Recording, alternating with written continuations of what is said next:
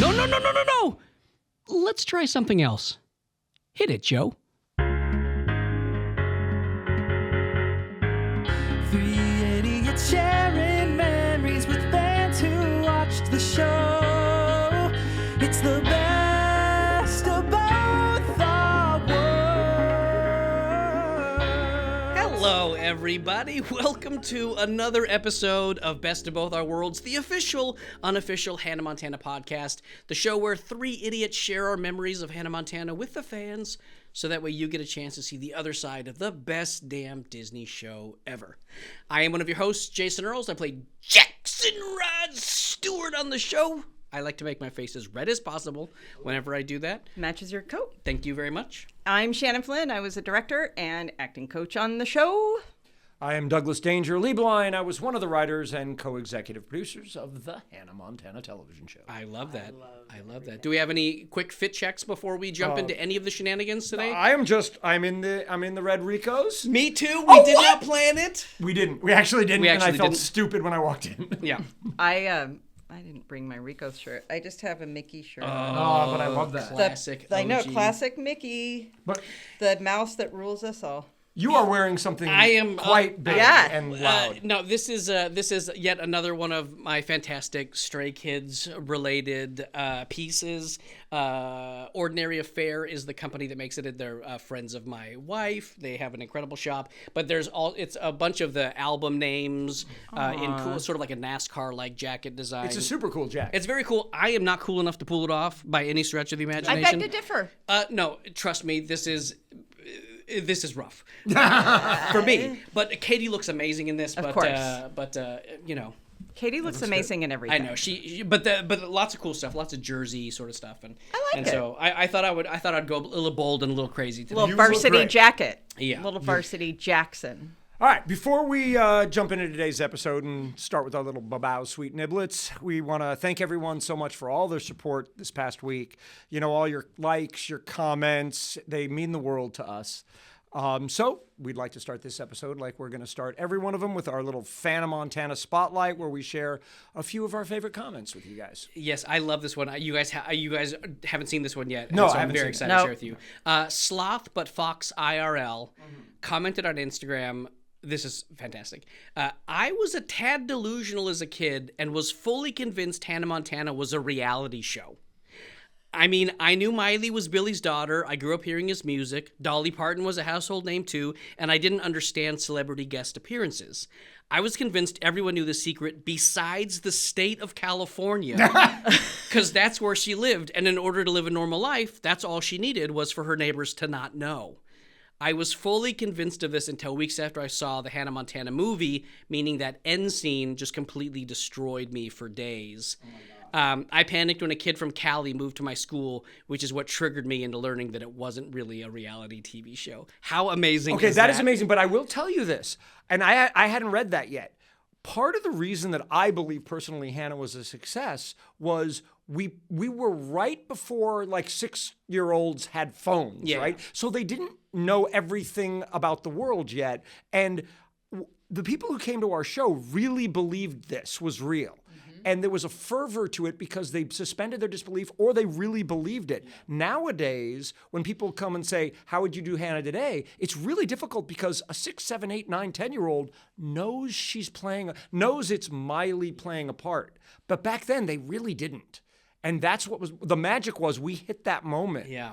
I always thought that like there'd be a great like sociology class about this, how like Disney literally told the universe that this girl was a international pop star. Yes. And then when the show aired, she was like they just sort of manifested it into reality. We told the kids and they accepted it. It's and it wouldn't work today because they know too much. Yeah. Right. But also, there's something to be said for using her real name in the show. Oh yeah. If we didn't use her real name, it wouldn't have worked. Right. Exactly. Everything fell into place, and if Billy wasn't her dad, it wouldn't have worked. Yeah.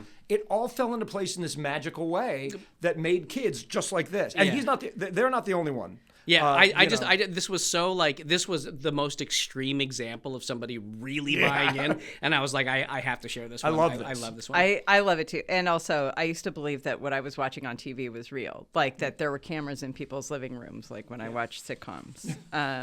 Okay.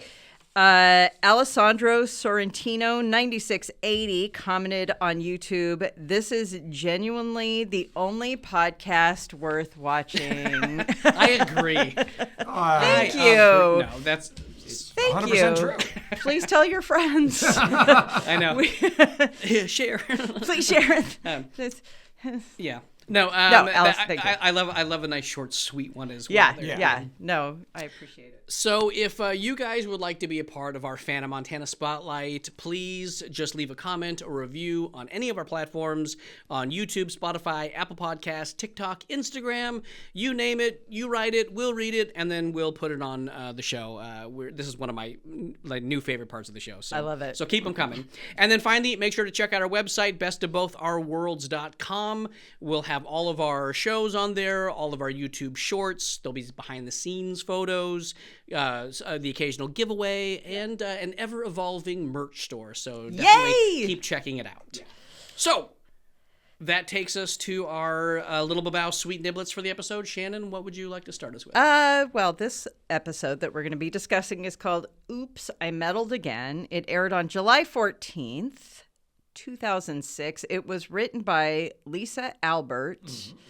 And it was directed by Chip Hurd. The main notable guest cast was zilch. Nobody. Not a zero. But there might be somebody notable in the episode. Yeah. Stay tuned. Yeah. And the title of the episode, Oops, I Meddled Again, as we like to do, is a play on a song title. And this one, if you didn't know, you're buried under a rock. It was Britney Spears' smash hit, Oops, I Did It Again. Love it. So for my little babao sweet niblet, in this episode, Becca, she breaks up with her boyfriend because she has a massive crush on Oliver Smokin' Right. The question is, what BAFTA and Golden Globe winning Oscar-nominated actor plays the role of the boyfriend? A role, by the way, that has no lines and is not credited, so he's basically a glorified extra. He's 100% an extra. It's fantastic. Yes. So Can I just tease something too really quick? We'll see. Basically, that means that this person showed up on the day of filming, and Tia, who was our second, pointed at that guy and picked him out and put him in that role. Totally random. He ends up getting picked. Yeah. Maybe there were 3 guys and somebody chose, but it was just luck of the draw. I do think it'll blow your mind when you 100%. And we liked the kid Yeah. and ended up bringing him back. He read for another role. No, we don't. I'm not saying who he is. I'm not saying who he is. But he read for another role, and we ended up casting him in another role. Yeah. So, actually, it was the same role. So hit us with our so we can get off track now. Yes. Or back on track. Hit us with our secret title this episode. The secret title of this episode is Elvis Has Entered the Building. Ooh, I wonder what it could mean. Good little tease. Well, Mama and Dolly fought over Elvis. Could be that. That's true. Could be something. So remind us what this episode was about. When Becca, a girl from Miley's school, emails Hannah Montana for advice, Miley learns that Becca has a secret crush on Oliver. What a coincidence. Anyway, Miley and Lily facilitate Oliver asking Becca out, resulting in Oliver and Becca having a very successful first date. Nice. Things seem to be swimming along until Becca emails Hannah again and says she needs to break up with the boy she's dating. Uh-oh. As Miley and Lily wonder why Becca would break up with Oliver, they see Becca in the cafeteria with a cute boy. Ooh. In order to save Oliver's feelings, they convince him to break up with Becca first, because that's what you do. Of course. All right. Oliver is on his way to do that when Miley discovers it was the boy in the cafeteria that Becca was talking about breaking up with and not Oliver. In fact, she's breaking up with her ex because of how enamored she is with Oliver. The hell you say? Yes. Now, meanwhile, this is a mid-story meanwhile, as Miley's meddling makes Oliver's life miserable, Rico forces Jackson to wear a chicken suit in order to sell hot wings at the shack. All right, back in the A story, back in the important stuff. One sentence. In order to set things straight, Miley is forced to wear the chicken suit in order to parasail down the beach to catch Oliver before he breaks up with Becca. Just all the makings of an amazing episode. Sure. Okay. All right. Wow. No, there's, you know what? There's a lot to work with here. There's so much for this episode. It's not bad. No, it's just not Hannah. No, It's just not actually, Hannah. that's what it is. It's not Hannah. Okay, so we talk about the origins of this episode, Yeah, right? yeah. This was an early episode. I believe it was shot 5th or 6th. It is in the first batch of 5. Right, 'cause- right. Yeah. And it was another instance where we didn't know ourselves yet. We hadn't found that secret sauce that made Hannah, and we ended up doing a very Disney Channel story. Yeah. Right. And I don't want to cast aspersions on the Disney Channel, sort of paradigm or Raven. So the way I like to describe it, and I haven't explained this to you, so you'll probably hate it, but comedy, laughter, and orgasms and drugs can give you slow down. I don't like any of this. No, Let me okay. take They're notes. all like a big Laughter. release, right? Yes. They're all this euphoria, and they're all good, no matter what, right? There's no bad pizza, there's no bad orgasms, there's no bad laughter. Stop right? saying the word. But when there's an emotional base to them, they're better. When you have an emotional connection and then you laugh, the laugh is bigger. When you have an emotional connection to someone, I know that you one. have Yep. the word you don't like me to say is better. So the regular Disney Channel fare was laughter. It was fine. No one is saying that it was bad. It was still laughter. Yeah. But Hannah put a base to it when we did our show right. Yeah. And I don't want to say it was better. It was more satisfying, I think. I think it just filled a different Yes. niche or a different need. Yeah, it Did separated it? itself. Would you say it filled a different hole? All right, Oh, Shannon. Jesus, guys. God. And you thought I was the one who was going to go over the line. I don't understand how this show somehow has turned me into the prude one. No, we talk about your Well, balls an awful lot.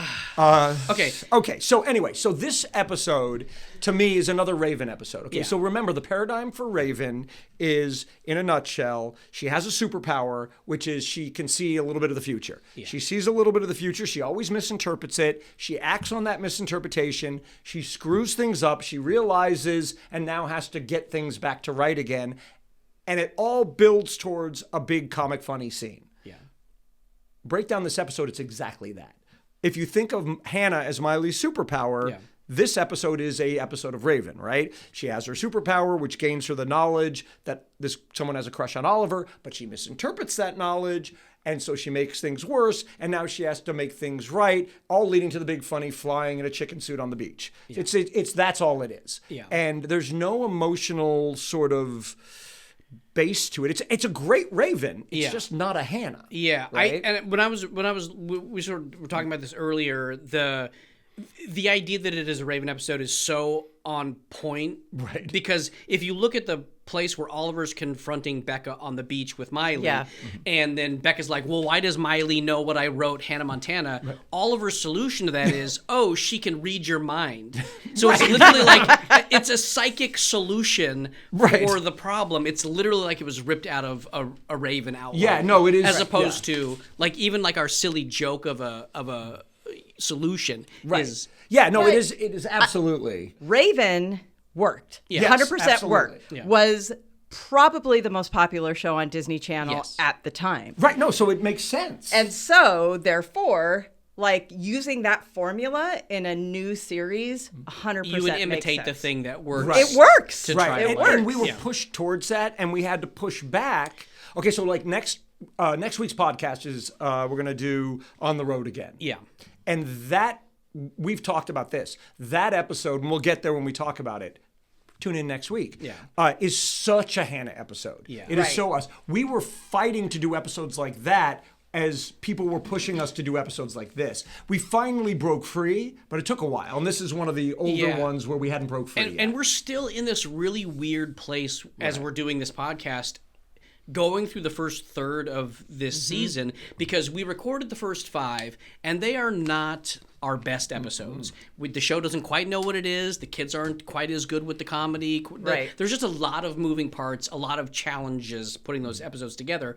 And we air them so far out of order that here we are like episode 11 as far as what aired, and we're showing episode 5 that we shot. So that's why the episodes feel like really good episode, the Mama episode. Oh, yeah. Right? And then you get like an uneven episode that doesn't feel like a Hannah episode. Right. And then we'll do On the Road Again next week. Great episode. And then we're going to end up doing Bongos on Rooftops, which will make sense in a future episode. Yeah. But like, so we're still in this really weird place where it's not that the show actually was good and then was getting worse, good and then getting worse. We just aired them in the order where it was like, while they were still not great. Yeah. You know, and then we keep sprinkling them throughout. And the joy is we get to a point where we just get in our rhythm. Yeah. And we'll be back. We will get there eventually, but we do. Right. Yeah. All right. So where did this come from? Yeah. Where was the origin in the writer's room? As you might imagine, it's from sort of just the generic kids meddle and other kids' relationships, right? Right. You know, and so that we started there.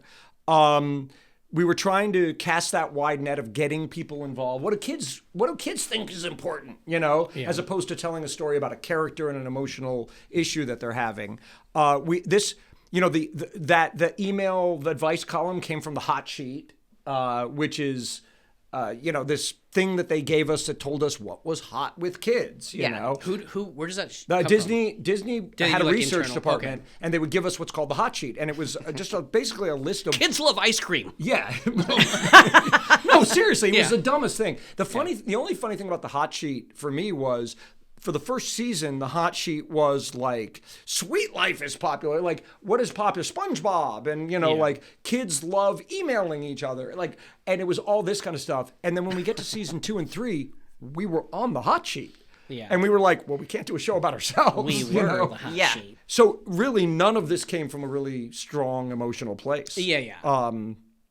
The other little tidbits about this episode that I want to flag are, this episode was the episode where we see Miley's bra, which is important to me personally because, as I will tell this story later on, I had numerous arguments with S&P, Standards and Practices, our censor lady, who's lovely. But we got into battles over what we could and couldn't do.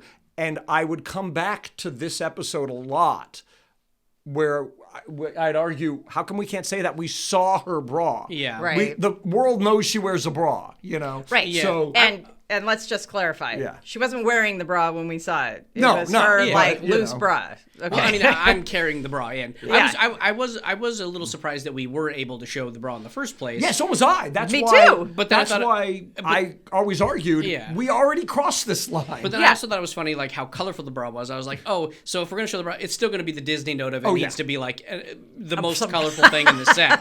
Oh, yeah. And I was like, well, the that bra, makes sense. it's got to pop. Yeah. Right. It's got to stand out. Exactly. Right. In that sense. And then the other thing about this episode is, because it was an early episode, playing your game from previous podcasts, there are like a ton, 3, 4 main title sequence moments in this That is episode. Yeah, true. there's actually 4 by my count. I counted 3, you counted 4. Yeah, I counted right? 4. Yeah, there's when Oliver and Lily are doing sort of that football run in place, right? Before he goes in to talk to Becca. Billy Ray Cyrus doing his little fudgy buddy sideways jog down the a little beach. grapevine. Right. Lily and Miley whacking Oliver's arms at the same time because he's an idiot and doesn't realize Becca has a crush on him. Right. And then the last one is actually Jackson with his headphones on coming in doing the dance at the beginning of the tag. Oh, That's also in the opening I didn't credits. recognize Yeah, that. I didn't know it's that. where I'm doing the little booty shake. I've got the headphones on and doing the booty shake. And you go. Yeah. Exactly. And then my last note about this one, and I'm not 100% sure. I know I'm 100% sure about us, but this was our first locker shot from inside the locker out. So many. And we used it a lot, and I loved it. Yeah.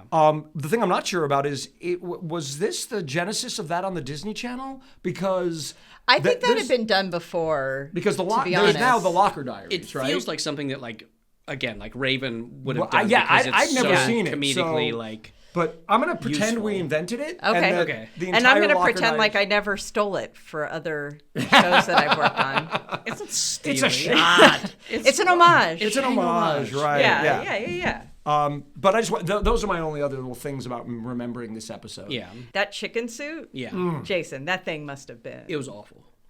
It was terrible. Because one thing I do remember is you standing next to me, and literally the fuzz and the fur was like caught in your neck, and you were Just flop Buckets sweating of the sweats. entire time. Yeah, wasn't particularly breathable. All of the feathery things like irritate you. You get all rashy and like there's several things like that throughout the course of the show where you're just like physically uncomfortable as well as looking like an absolute And what people need to know, I mean, I'm sure a lot of people do, but a lot of people don't. It's really hot on stage. Yeah. Because the lights So many are lights. warm. And when you wear stuff like that, literally, I mean, makeup is there every 2 minutes patting you down to make it look like you're not sweating your balls. And also wearing that like mask on top of your head. Yeah. Even still, like Just trapping it's just- everything. Yeah. It's terrible. And then watching it too, I was like, oh yeah, they're, as we were talking about, like watching their acting regress in a way because it was so it was so new in the shooting order, and like Miley was just starting to react, like somebody had given her a note, like you have to react to that line, so we have something to go out on, and stuff like that was. And then, like, sometimes in this, I was just noticing that there's, like, playing fast and loose with the timeline of how long our characters have known each other. Sure. Because there are things like, and I know we talk about this later, but, like, oh, I liked Oliver in preschool. And it's like, but Miley wasn't there. Miley's only been there in theory for 2 like 2 years. or 3 years, Yeah, because, and so there were just little moments like that. There were, and also the one where he's like, I wish we hadn't grown out of the pinky swear, which, again, implies that they've known each other for a really long time. Yeah. And then there was something like that in the chicken soup where you were clearly miserable. Yeah. There was a beat where you were staring straight down stage, like just past camera, like 1,000-yard stare. Rico was talking to you, and then Miley comes and talks to you. Never look at either of them. Yeah. And to me, watching it, I thought either Jason's really miserable in this thing, probably true, and then using it. I don't know if you were directed. No, I think I was directed that. I think it was just like this is a beaten man who is like he is done with Rico's bullshit. He's just gonna he's not engaging. It's like, I'm not doing this anymore. You couldn't pay me enough. So I feel like it was more directed. I mean, I'm sure it was physically uncomfortable, and like turning your head with all the scratchy stuff was not like my first instinct. But I feel like that was potentially more of a directed thing than Jason Earles, the actor, being over it, which I was over it for sure. But like, that's not in your character. I mean, you as Jason, in Jason's character, it's not in Jason's wheelhouse to quit on something. To be no, he would not. I would vote you didn't to do disengage that. on camera. No, never. I'll disengage in rehearsal. Yeah, sure. Yeah, you'll disengage in life. Yeah, but I after in 100 episodes, I never noticed that you quit on a joke or didn't give it your all. So it must have been that we directed you to do that. Yeah. It just, for me, it was just so inactive. It is a weird choice for Jackson. He is usually a little bit more like. Yeah, it felt like just so dead to me. His protests would normally be a little more active. Yes. Agreed. But then you were still finding the character too. But it was a choice. And then there were just a couple of like obviously stuck in time, like minute details, like the PDA. Oh, I stole your PDA from your locker, and I'm like, what is a PDA? And then also that real high-tech computer that stayed on the kitchen desk for so long. It was really... What about you, Jason? I love that somehow like email is like the like she had an sexy email technology. Like the biggest pop star on the planet had an email column. You know? Like a blog. A blog. A Dear Abby. Yeah, exactly. And that's true. It's like, how many times has the advice column storyline played out in other sitcoms like of this nature? What about you, Jason? What do you remember? I love to point out all of our little Uncle Earl references. Yes. I love the evolution of that. We got another quick one in this one where Miley's like, first you see her, then you smell her, just like my Uncle Earl. Just a quick hitter. You're in, you're out. Yep. I get who this Uncle Earl guy is. I was a little surprised that Oliver didn't pick up on Becca hitting on him. Considering, like, he's smoking oaken, and basically he thinks every girl's interested in him. Right. Do you know what I mean? He walks into the room, and he's going to flirt with everyone and expect to get results. So I thought it was a little funny that he was oblivious here. Yeah. And I think that part of it might be because, like you said, we aired this out of order. We shot this a little earlier. We're still maybe figuring out who Oliver was. For sure. Is he the really good version of Smokin' Oaken? Is he a donut? Is he? He's maybe a little bit of both. I think we were still figuring some stuff out there, but I was a little surprised at that. One of the things that really leapt out to me was how hard the girls drill Mitch when they punch him in the arm, because they're making fun of him for not realizing that Becca's hitting on him. And for me, that just really, my reaction to it is it shows how comfortable they are with each other, because they just took a lot of freedom in how they physically interacted with each other. Yeah, but to be fair, both Emily and Miley have brothers. Yes. Yeah. Older brothers, and in Miley's case, a younger brother. So it's like them, I'm sure, feel very comfortable wrestling. Yeah. I think that makes a ton of sense. But I liked it. It was weird because it's assault, but I liked the fact that they were comfortable enough to assault him. I think that's kind of my takeaway. Fair enough. And then Rico, obviously we've talked about this. Is the first time we see him. It becomes very obvious that we shot this out of order, aired it out of order. Right. But one of the things that I did like about this introduction is the way it was presented to me was this is like Seinfeld's Newman. Yes. Right. Oh, for sure. So that's why when we ripped that off in the first scene, it's like, hello, Rico. I was literally say it like Seinfeld saying, hello, Newman. And so it was a good way of sort of establishing exactly what this this bratty little kid was going to be like in my relationship with him.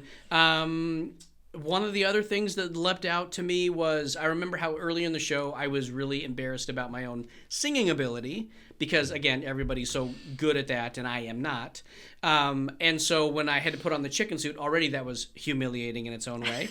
But then having to sing everybody dance, everybody sing, everybody buy a chicken wing, was just it was a perfect storm of just stuff where I wasn't terribly confident. But then is that because in the pilot, it was so great. I mean, we've talked about what a pivotal moment that was for a number of reasons. You say, the singing with Billy. Yeah, singing with Billy. Was it because you had to sing? I think it's because when solo a cappella? I'm not sure what I think I could lean on Billy. I could blend my voice with Billy's. And so I wasn't as self-conscious about it. And also the song's really funny. Yeah. This is you're already swallowing your pride in the chicken costume, and then you're not singing a song that's particularly funny. So you're just sort of on your own on an island, just doing kind of embarrassing stuff. Right. So, yeah. Yeah, got it. Yeah.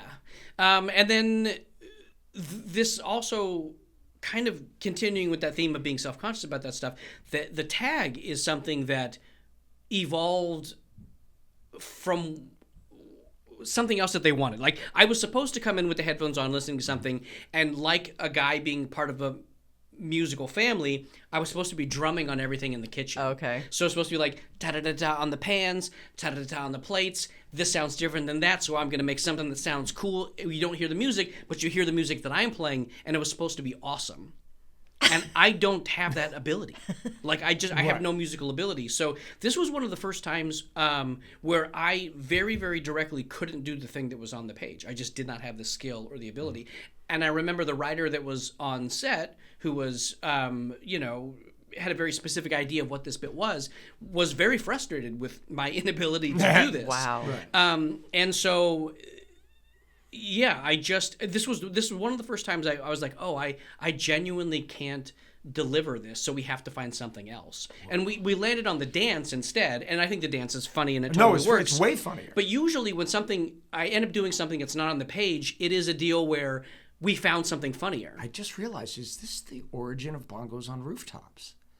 Because was this where Bongos on Rooftops in the brain was born? I don't know, because I think this episode might have happened after. Well, then it was a regurgitation. No, it wasn't. It's not. And this Bongos on Rooftops was after this. Okay, and I know that for sure. This will make sense in a few episodes when we get to the episode that we lovingly referred to as bongos on rooftops. I didn't put that math together until right now, but I think it is. Okay, so It is. So It 100% is. So Yeah. this may be a little confusing. Put a pin on this, and when we get to that episode, we will revisit this and explain a little bit. But so that being said, there was a real desire to have this musical bit work, and I Right. could not make it work. Right. And again, as early in the season, Right, afraid I'm yeah. going to get fired. Really, really self-conscious about everything music related because Miley and Billy Ray are so talented. This was a bit of a pride swallower for me. Sure. But again, I think it It's turned out funny. great, and You a little did- piece of it ends up in the opening credits. So You did it what can't you have do. been that bad. Yeah. You made it you and made it funny, and Yeah. that's.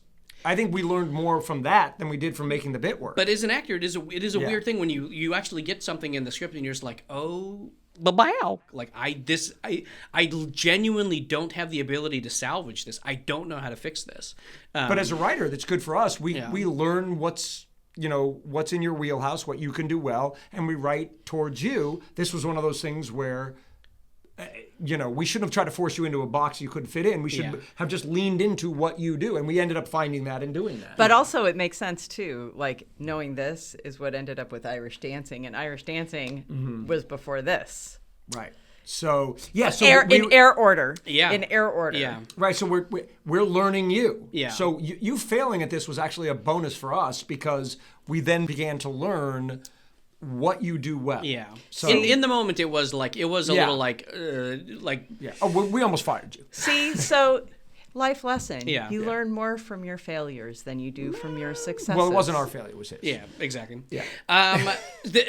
We might cut this because there's a lot of innuendo in this episode already, but we do have a little bit of a spicy little innuendo in this one. Yeah. Oliver says, "Take a ride on the Ollie trolley." I was always a little thrown off by that That one. to me It's was so funny how younger boys can get away with it. The Sweet Life always got away with innuendos Yeah. and weird Oh. because it was almost like it was too young to be creepy. Sure. And then all of a sudden they get to an age where we like, You go, hey, "Oh." he said this a year ago, and they're like, yeah, but now he's too old to say Yeah. it. You know? uh-huh. So that was one that leapt out, and then also like in the part where I get mobbed, I'm in the chicken suit, and Rico's like, "Free chicken wings!" Yeah. And I get mobbed, and people are grabbing at me and stuff, and I yell out, "Watch the Nuggets!" Yeah. And I think it's very funny. It makes me laugh every time, but I'm always surprised when stuff like that makes it into the episodes. I believe the rule is, the unspoken rule is, if it goes over the younger kids' heads, if they have to have it explained to them, then, and it's not blatant, Okay. right? It's not offensive. But if the Right. joke is on the line and they don't get it, then we're good.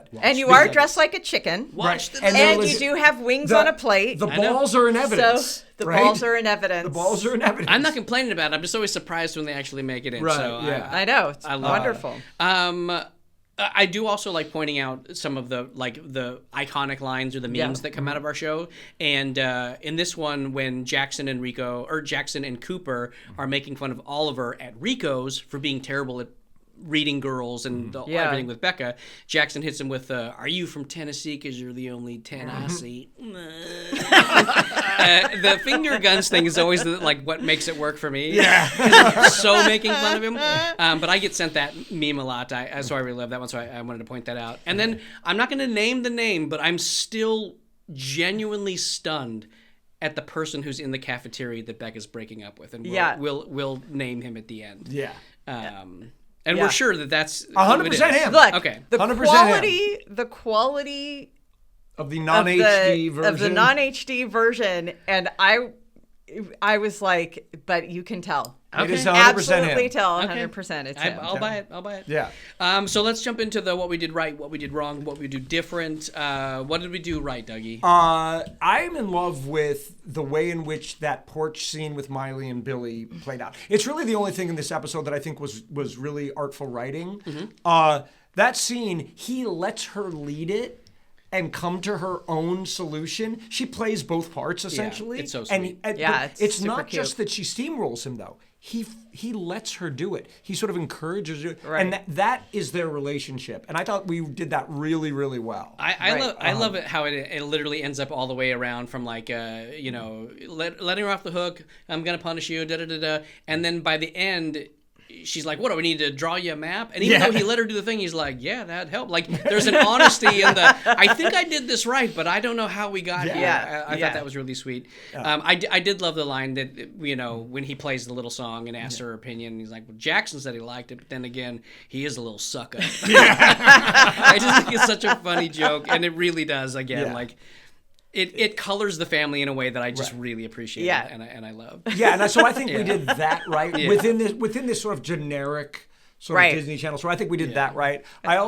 mean, my only two other really favorite standout I loved moments are I like that we didn't do it on purpose, but we established that Lily had that crush on Oliver. And we ended up using it later, which I thought was smart. And so it's not necessarily here that I liked it, but it was later that we drew it back. Sure. I do love it because you're right, because the natural inclination is almost like the Harry Potter thing. You think Harry and Hermione should have ended up together. Right. And in this, you would think that Oliver and Miley should be endgame, not Jake Ryan or any of the other guys, but like the guy that was there the whole time. But this actually lays the seed or plants the seed for it being Lily and him the whole time, which is great. Awesome. And I like that we knew that we had done it and drew it back. But I mean, in this moment, we didn't know that. Yeah. And then I just love that we did the poop tag. Who doesn't love the love poop tag? a good poop tag?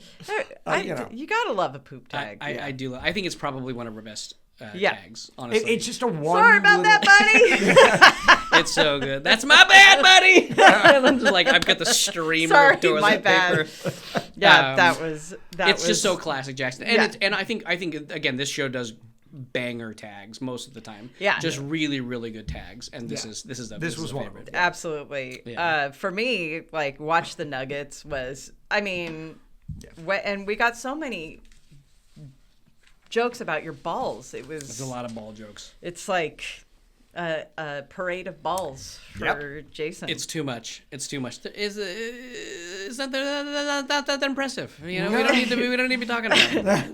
I did like there was a moment in the hallway where they do pull Oliver downstage, like to find a more intimate area that like so that they could keep the secret, you know, and there was nobody else around there, not like our real estate office. It's still a little crazy that he's like blowing up at her at school and being like, you know, Hannah should just stick to her own business, just stick to singing and dancing and stay out of people's business.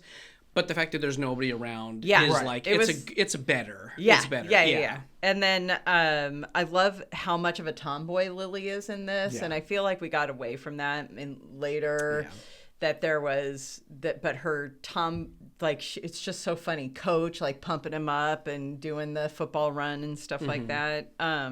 And then there's also this really funny, spontaneous moment in the cafeteria, not the one where she jams the Brussels sprout in her mouth, but they said something and this guy walks by. He doesn't really react or anything, so I don't know why they did it, but it was like, hey, what's up? You know, like there was just this the girls improv the line to the background guy, and it was just one more time, like that little diamond in the rough of knowing that things were headed in such a great direction for them. It was, I loved it as the show went on. The kids taking more ownership over moments in the scenes where you'd find little added bits of connectedness that were really great.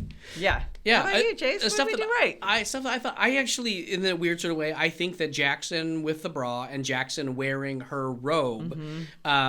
They're both really funny to me, but then I also love the idea that it is really about this brother and sister invading each other's personal space. Right. They're you know, when we have to share the bathroom and Miley spits on me, you know, my God, so funny. Us using each other's stuff, me destroying Berry Bear, her destroying Joey Vitolo's baseball, her having to brave my bedroom in order to get to the, like, all of those, like when we encroach on each other's personal space, I think are really funny, and also I think just does a really good job of fleshing out their actual brother-sister relationship. Sure. I just think it's a really fun dynamic to see play out. Yeah. And then, like I sort of mentioned earlier, I think that these early episodes, even though you can tell how inexperienced they are, you can see how much their real personal relationships bleed through into the show. And you see it specifically just by how they are in each other's physical space. Yeah. They're willing to hit each other. Yeah. They're when it's time for them to be pals, it's arms around their shoulders and Mitch pulling them in close. They hug each other. Yeah. They hold each other's hands. And a lot of times when you're an inexperienced actor or you're working with other new people, those boundaries are really hard to figure out. Yeah. You don't want to make somebody else uncomfortable. You don't want to feel uncomfortable.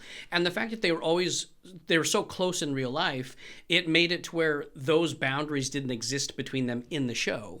And then also another thing that I think we do right often is from the very beginning, anytime Miley or Billy Ray sings a couple of lines of a song, grabs a guitar and strums a couple of chords, it doesn't matter what it is.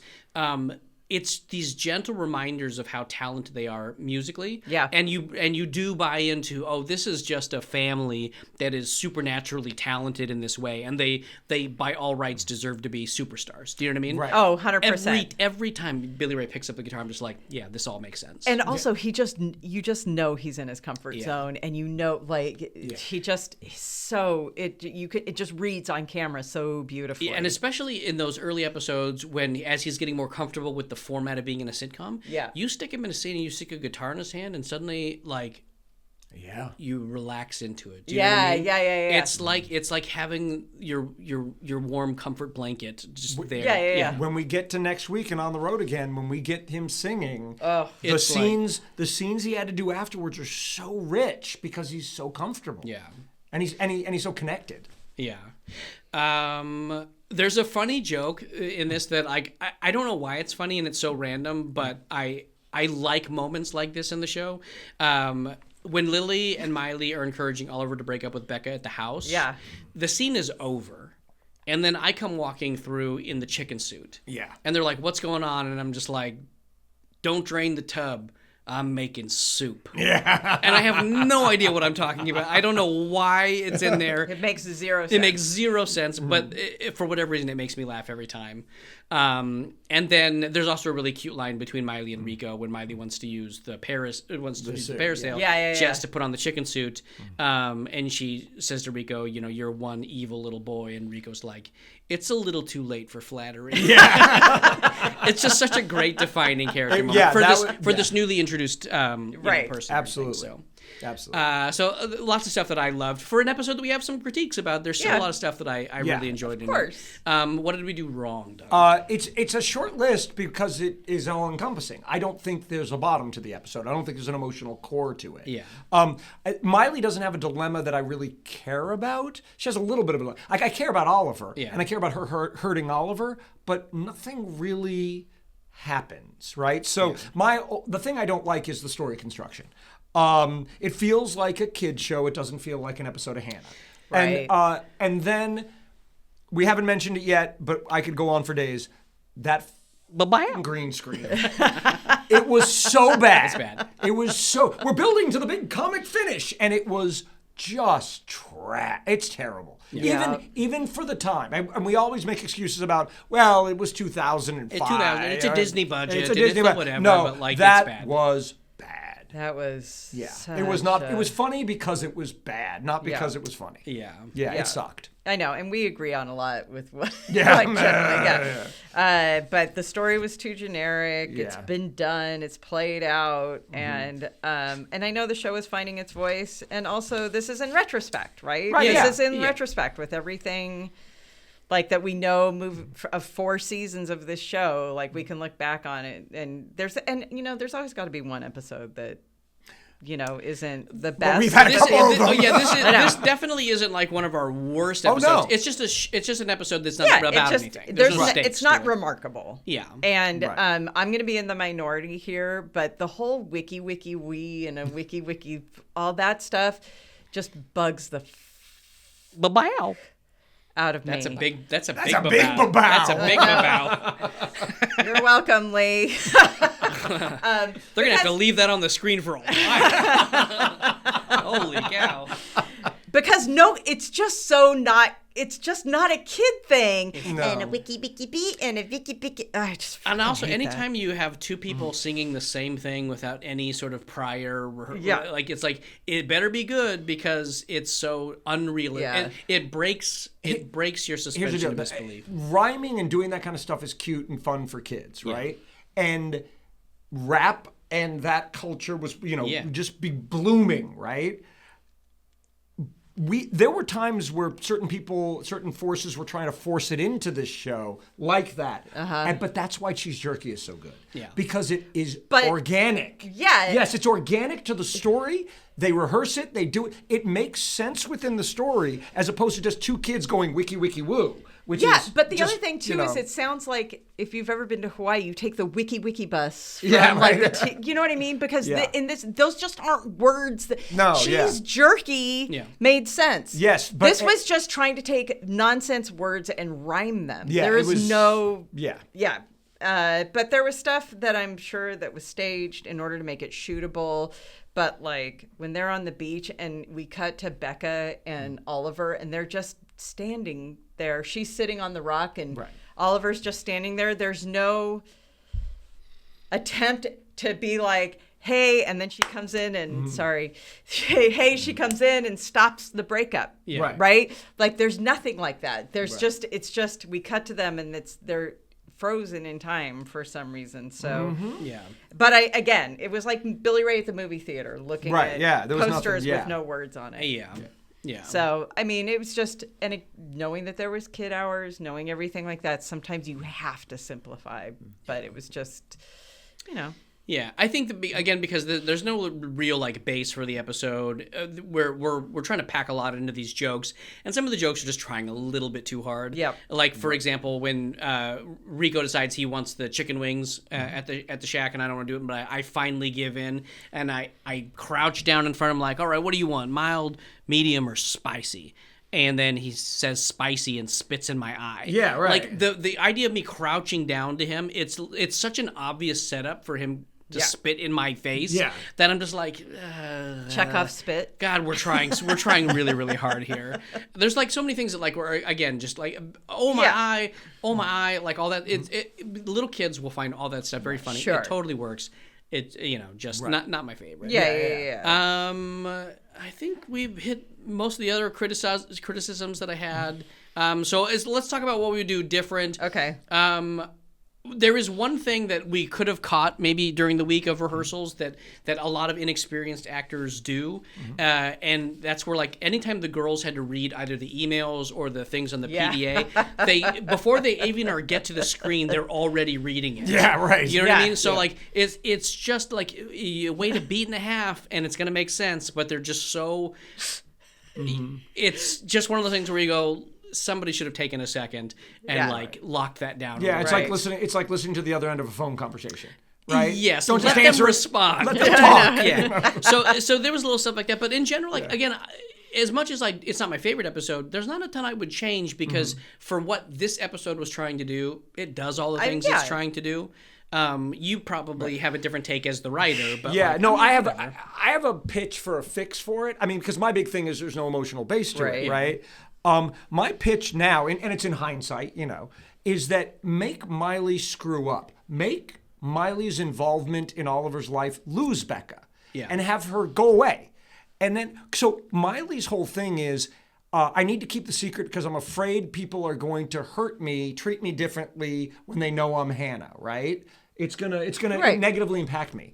Well, what if this episode is she learns that her identity as Hannah hurts other people too? Negatively impacts her friend Oliver.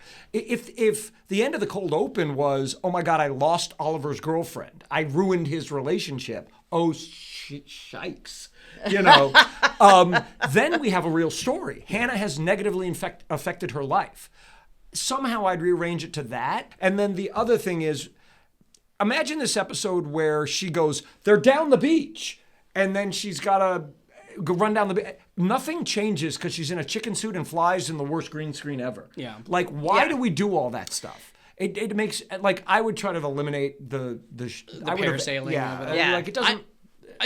Off of that pitch, I think there's potentially something fun there where instead of her being flying through the green screen and that's our joke, she's running frantically looking for it, but she's in a chicken suit, so like the way she's looking is like she's very like that would have been really funny. And she's like, you know what I mean? Like if she adopts some of the physical mannerisms, maybe you get some physical comedy out of it and you salvage it, but.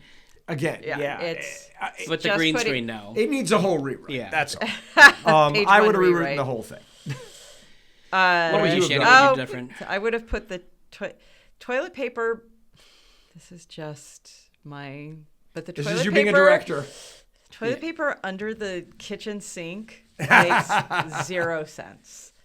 Like, put the toilet paper in a bag on the table. You know, like they had just gone to the grocery store. Great pitch, That is a good grocery one. bag. You know what I mean? Because in Something- my mind, I was thinking like, but we never established that there's like a pantry or then there's no place in a kitchen that like makes very much sense. So like Grocery getting bag makes sense because the he brought grocery it bag and is- then he Yeah. forgot to bring is it. perfect. Yeah. That's such a good Perfect. pitch. Where yeah. were you? Yeah. I was sitting in a director's chair, That's true. keeping my mouth shut. I should That's have true. spoke up. Shannon. And then, pitch. like, Becca never came back. I thought she was a good actress. And I was- think it would have been nice to have seen a little kind of Oliver romance arc. And she just, like, she liked him, but then she never came back. And I Yeah. thought that would I have. thought she was cute, and I thought she was a perfectly fine little actress, and it was fun. And to then have we her- could do your bit, which is where Hannah Montana, like, breaks them up. Yeah. Because for whatever reason. And then. Let's go like, back. Let's it's bring it all I back. know. Everyone's No, everybody we're back. fine. We did it. It's fine. And then the thing that we can never get, which is more time. Yeah. You know, like just more time to shoot. Because that scene on the beach, when she does ultimately, you know, like intervene and it just felt so rushed. Yeah. That scene felt like we got 15 minutes to Yeah. go and the lines were just too fast and it was too easy and it was too like. That is probably Yeah. yeah. I'm I certain. mean, Well, if we hadn't spent 3 minutes on the world's greatest green screen, yeah. we could have. Yeah. Well, and also we used to make the joke too. We've said various versions of this, whether it was like the Saving Private Ryan or whatever. But Yeah, like, yeah. It's we always talk about how the first half of the day you're shooting Gone with the Wind, and the Right. second half of the day you're shooting Dukes of Hazzard. Right. Yeah, Yeah. yeah. And Gone with it, yeah. we ran into that a lot. Yeah. Okay, so let's do a couple of audience questions as we Okay. land this bird. Erland BS94 asks, "Who was your favorite adult guest star on Hannah Montana, and who was the most funny and interesting to work with?" You guys have any? I mean, it's always Dolly. It's always Dolly. It's always Dolly. It's always odd, but I will say for me personally, Rob Reiner was Rob special. Reiner He was- was special for me. And also for me, funny and most interesting, like personally, that I got to one-on-one work with was David Koechner. Oh, I was gonna say As Uncle Earl, the one that yeah. was most interesting, very funny, but most interesting was Koechner because of everybody that came on the show over 4 seasons. He's the one that improv'd the most. Yeah. And if you were in a scene with him, you better hold on to your ass because you had no idea where he was gonna go. Like it may just be a regular scene, and all of a sudden he has a bag. He's gonna pretend like there's a crazy raccoon in it. And he's gonna attack you. Like you have no freaking idea what David's gonna do. So Yeah. I found him very like fun and interesting. Piddle on set. box. Oh Yeah, my our kids God. went to the same school, same as a dad. You had no idea what David was going to do. But I think the universal answer is Dolly for sure. Yeah, for sure. But there's so many. Rob Reiner. Yeah. Personally, John Cena picking me up and throwing me over a couch. So highlight. good. And he was the nicest. Nicest and he guy. Invited us to WWF, like when it was WWF, and he like was like, "You guys, you should come watch me. Like, Yeah. that would be so much fun. Let me know. I'll get you tickets." We should have him on Yeah. the show. We should. I You know. should come on. Oh, well, we'll ask. I'll ask him. Yeah, we'll get you on. Yeah. But I feel like also that answer always changes based on whatever the most recent episode that I watched is. Yeah, Because true. I have such like strong affinity for like Right. everyone that was on there. Of course. Christopher Alba 4723 asks, Jason, were you in an episode of According to Jim as an extra at a movie theater in season 1, episode 21, Cheryl's Day Off? You're damn skippy I was. A lot of people know this, a lot of people don't, but from probably early 2002 to Hannah Montana, like all the way up until a few months before we did the pilot of Hannah Montana, I did hundreds of extra jobs. So if you watch anything from that time, you will probably find me. Right. I'm in NCIS as an altar boy. I'm in Old School as one of the frat guys. I'm in... Regular on Gilmore Girls. I'm a regular on Gilmore Girls. I'm in the movie Seabiscuit. Like... I'm in a million episodes of That's So Raven. If you want to go on a scavenger hunt, and if you find anything you think might be something I was on, drop it in the comments. I will try to confirm or deny. But there's so much stuff. It is a fantastic treasure hunt. That's amazing. Who could possibly, as famous and as loved as you, who could possibly be like an extra in a show at the beginning of their career? I mean, that is a weird thing, isn't it? Nobody, that just doesn't happen. Great No. segue. Yeah. Yes, so in this episode, as we established, Becca breaks up with a boy. Yeah.